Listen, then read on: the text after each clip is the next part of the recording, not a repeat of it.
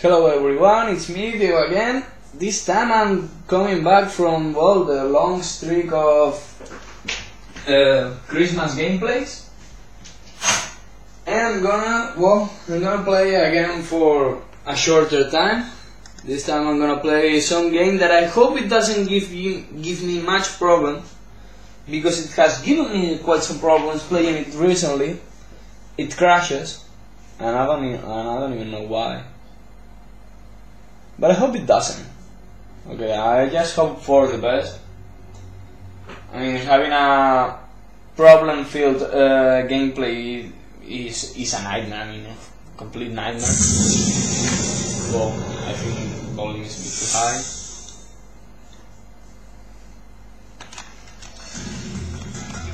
And this time, well, I'm gonna play the game is called Paris-Dakar Rally. It's based on the famous race, but to be honest, it's quite funny that this edition of the race, it wasn't between Paris and Dakar, it was between Dakar and El Cairo, you know, in Egypt. It went from Senegal to Egypt because there was some problem with security in Morocco or Mali. I mean, there was a problem. Okay, it crashed. That sucked. It had some security problems, so they decided to move it from doing the typical Paris to Dakar route or the Moroccan route. They did a completely new race, and well, they went from Dakar to El Cairo. Ah, come on! I don't even know why it crashes. I mean, it's a weird thing, to be honest. But well, if it works, it's gonna be quite cool. If it works, I mean, it's really shitty that it crashes. Okay, right now it's okay and it won't crash. So well, that's much better. The game just has 3 modes: time attack, just to beat the records; arcade mode to win some cars; and the campaign mode, which is the main mode. But to be honest, there's no really special thing about it. You have 4 classes of vehicles, but the classes aren't alright. I mean, you have cars, you have bikes, you have quads, but buggy should be with cars, not in an independent class. I mean, it shouldn't be about buggies; it should be about trucks. I mean, those 20,000 pound trucks doing as much as 800 and 900 horsepower, although they are limited to just 75 miles an hour. About the cars, well, most of them are real. Here you have, I think this one is Masuoka's Pajero. This one is fictional. Hilux. To be honest, I've won the race in this car. But to be honest, I haven't played to unlock all the cars. You have the Toyota Hilux, the Mega Desert, which was driven at that time by Stefan Peter Ansel, now known as Monsieur Dakar. He has won the Dakar 5 times in motorbikes or 6 times in motorbikes, and 4 or 5 more times in cars. I mean, absolutely amazing. He's a man. He's a man to beat. I mean, in every single edition, it doesn't matter if he has changed teams or anything like that. He's the man to beat. Well, also the Nissan Patrol and Jutta Kleinsmith Mitsubishi Pajero, and also the Ford Ranger Pro Truck, which benefited from American rules. I mean, this car is closer to a Baja truck than to a normal Dakar car. I mean, the typical truck is this one. I mean, really modified for racing, but it still looks quite like a road car. On the black bike classes, which I haven't played much either, to be honest, at least not for... Well, I have played some, but not for unlocking bikes. You have the BMW single-cylinder bike. The engine capacity is not 700cc, it's 650 or 640, something like that. The Honda 400, the Yamaha 426, which was quite a shocking when it came. I mean, at this time, Honda, Yamaha, Husqvarna, Kawasaki, I mean, none of these participated as an official brand. But once Yamaha returned to the Dakar Rally after Esteban Peteran's success, they quit from the rally for a few years, and then they came back with a really innovative bike with two-wheel drive. I mean, the front wheel had some power. I mean, and it had a differential that, depending on the speed you were carrying, there was more or less power to the front wheel. It was quite good for avoid getting stuck. But David Frétigné, his main rider, never got to with the big guys because, well, the engine was quite small. You also have the Husqvarna TC610, and the engine capacity is not 576. Also the Kawasaki KLR 650, and the KTM 660 Rally, which ends and the engine capacity, I think it was somewhere around 650. It was a single cylinder bike, and then you have the big one, the twin cylinder BMW 900RR. Much faster than any of the other bikes in the competition. It was a bit heavier, but it was really fast, and at that time bikes didn't have a speed limit. Right now, all these vehicles in the game should be limited to 92 miles per hour, more or less. But at that time they weren't limited. I mean, cars were doing as much as 210, 220 kilometers an hour. Bikes were doing also, twin cylinder bikes were doing also 200, 210, 220 kilometers an hour. You know, like 135 miles an hour on sand and bumps and rocks. I mean, absolutely crazy. But you know, quite a few people were killed. And well, about the buggies.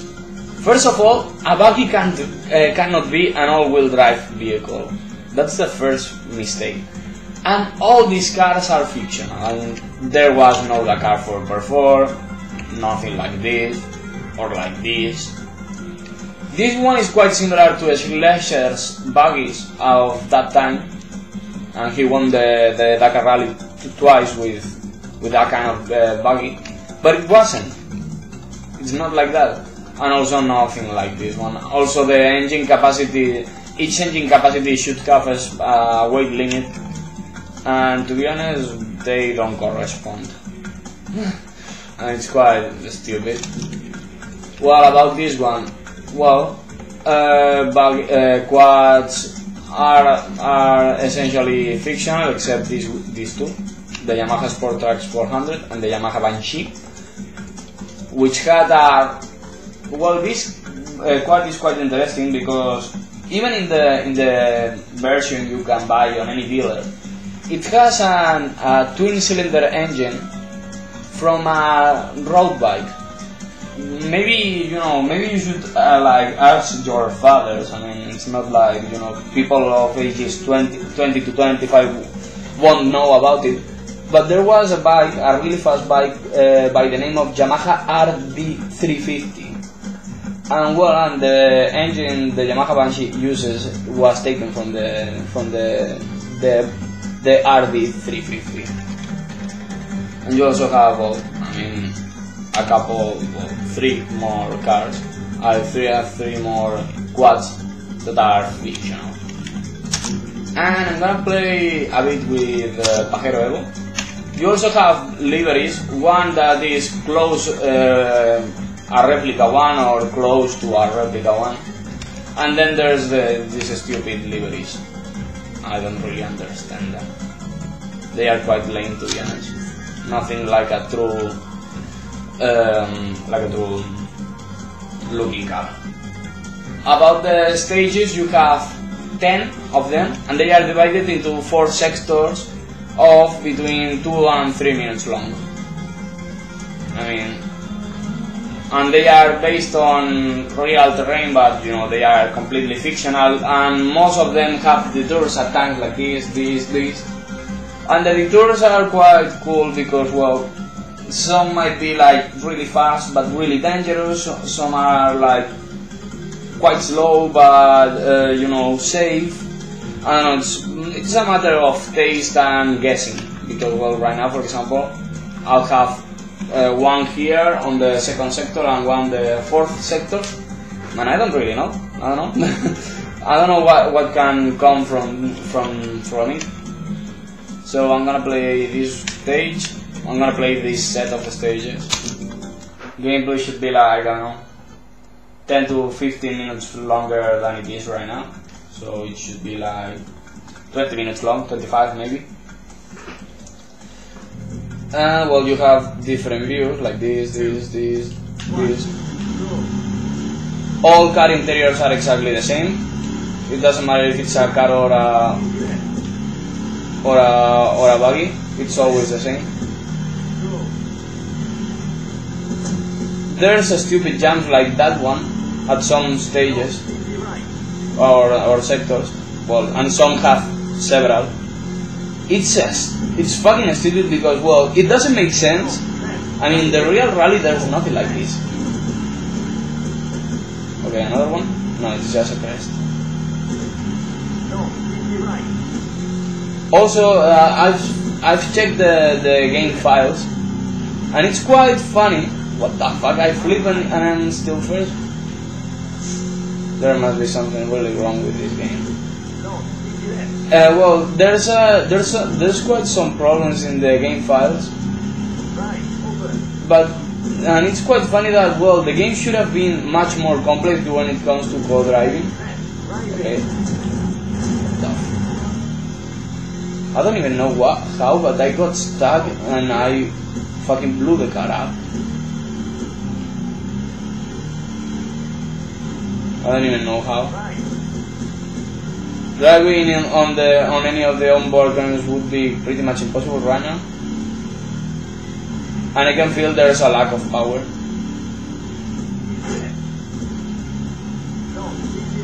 Physics are quite bad, to be honest.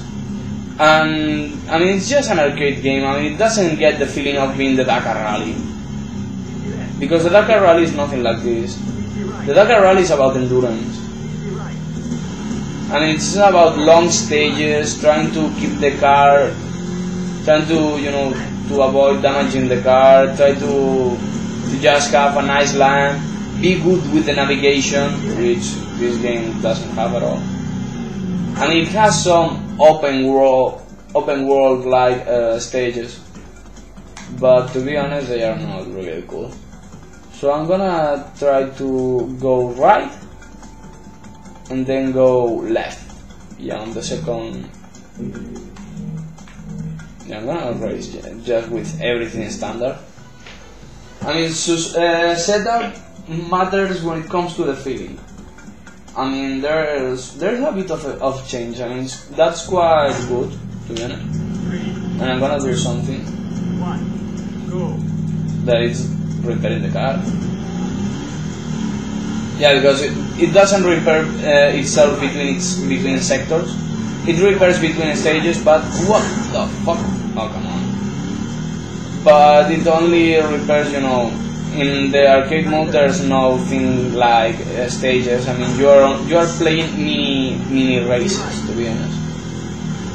You only play the 4 sectors and that's it, that's the whole race. And the lag right now is killing me. You only have a set amount of repairs. In the arcade mode you can win repairs anywhere. You can win some repairs in the campaign mode thanks to the navigation stages. There are huge wedges. I mean, that kind of tool floating in the air, and, well, I mean, if you get them, it's a repair for the race. Yay, I'm into the beach.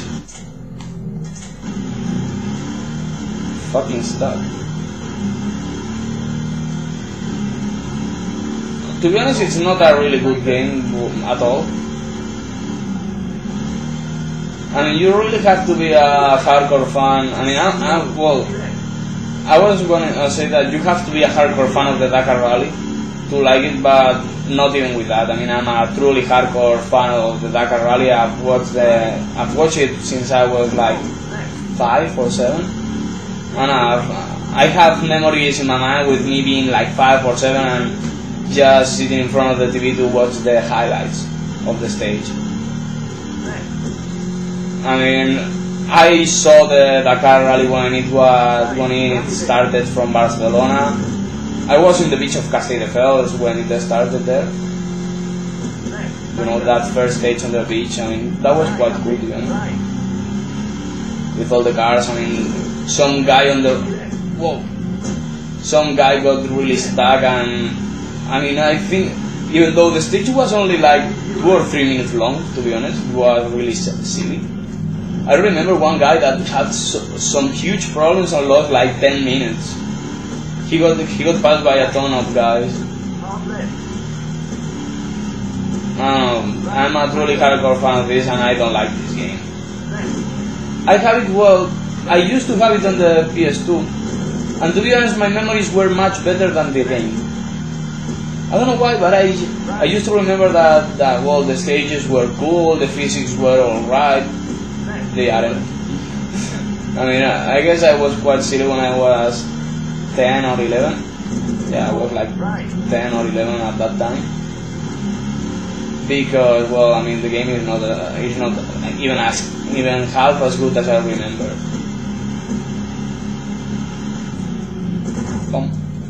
If you win the global time, okay, right now I'm second, behind someone. If you win the global thing, you get a new car. Most of the time. Sometimes not. But most of the time, every time you win a stage in the arcade mode, you win a new car. To be honest, this win is not really a wish for me, because I'm gonna win the Brownie Safari, which is the only fictional car from the car class. Oh fuck. Seriously, the stupid huge ditches or jumps, I don't even know how to call them. It's like, what the fuck were they thinking? Yeah, I'm doing some off-roading, although I'm not winning time. I was going to say the engine damage and the fact that getting off-road slows you down a lot. It's not like I encourage shortcutting, but in the Dakar Rally they do shortcuts if they see it clearly and there is no waypoint close to them. I mean, what's their problem when they shortcut bumps? So I think the off track in this game should be a lot more bumpy. I mean, and not just slower. I mean, they usually shortcut. They usually cut the tracks. I mean, they try to get as less distance as possible, because, well, I mean, it's a rally. It's not a track. In a rally, if it's not in the rules, you can shortcut. I mean, the Dakar Rally works with waypoints. You have several waypoints. You have major ones, which are like 100 meter radius, more or less, or 100 or 80 meter radius. I mean, it's quite big. And then you have the hidden ones, which are only 20 or 50 meters. That's quite small, to be honest, especially if you are in the middle of the dunes. I mean, the dunes are huge, and you have to go just, from quite a specific path. Is this a beach? But I mean, it's quite, I don't know, it's not. I'll use my second to last prepare before the show, just as I start, and I'll get to the right because it's shorter. It's shorter and may be faster. Sometimes the detours, the shorter routes, sorry, are a lot harder to drive. You know, like they have a ton of ditches. This one is a ditch. Yeah, okay, right here. No, right, tighter. I mean, this is so silly. I mean, in real life they do have points where they have to do that, but it's not like, you know, it's not so frequent. It's not so stupid. And it's not like, well, if you had a faster car, you may be able to jump it. By the way, in the bike class, you don't have to repair the vehicle, you have to revive yourself. Every time you get killed, you have to use one of the tools to revive the rider.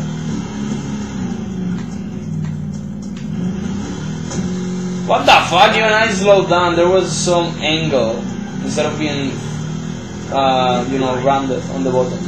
That was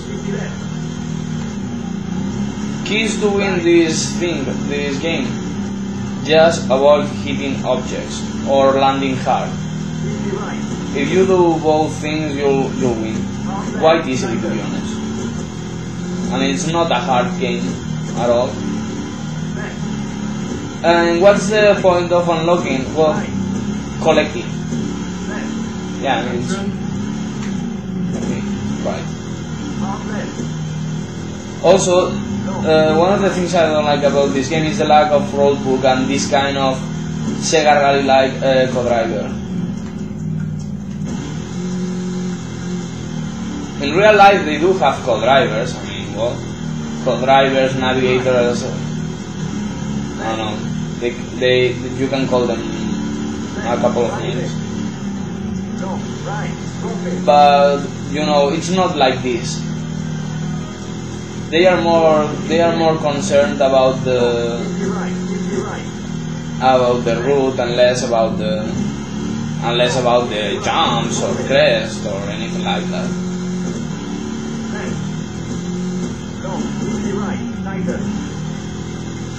I mean, to be honest, for me, the importance of the road book is key. I mean, one of the coolest things about Rally is the pace notes. But you know, there should be pace notes when there are in real life, not like this.